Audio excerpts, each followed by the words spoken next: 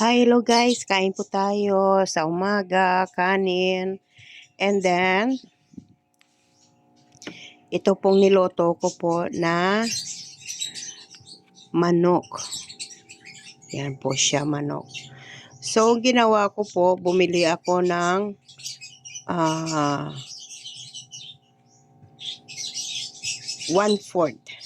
So, dahil dalawa lang kami, no? Dalawa lang kami. Nilagyan ko lang siya ng yan, gulay. Pichay Tagalog. Tapos ginisa ko lang siya sa sibuyas at saka kamatis para lumasa siya, no?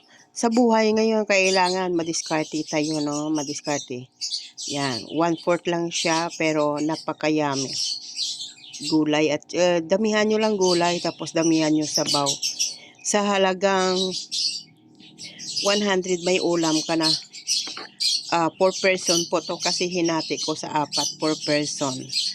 So, walang kahirap-hirap po na mag-budget, no? Budgeted lang kasi tayo para kung gusto nyo naman, kung 6 kayong pamilya, o 6 kayong katao, damihan nyo na lang gulay. Doon na lang kayo babawi sa gulay, no? Gulay lang kayo babawi, kahit sa gulay mo lang at saka sabaw.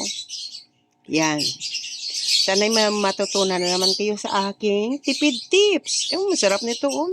Kasi ang sabaw niyan malinamnam. Tapos yung gulay niya, oh. Dami, oh. Dinamihan ko talaga gulay kasi healthy talaga ang gulay. Yan. Kung wala namang pitsay, bagyo to. Pitsay bagyo to. Yan, pitsay bagyo. Pwede rin pitsay. Pwede rin repolyo. Depende kung saan kayo makakatipid ng gulay. Yan. Oh, healthy. Yan. Diyan, yan po kanin ko. Po ako sa umagahan para malakas. Mayroon tayong lakas kasi kung tinapay lang, gugutomin tayo, no? Lalo na may mga work, kailangan talaga yan. Yung heavy talaga pag sa umaga. So, kailangan talagang may sustansya sa ang ating katawan sa umaga. At thank you very much for watching my video. Team Tribo Payag. Yan.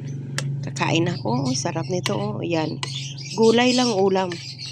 Yan. Makakatipid ka na yan, no? Ayan. Gulay-gulay lang tayo, guys. Yan.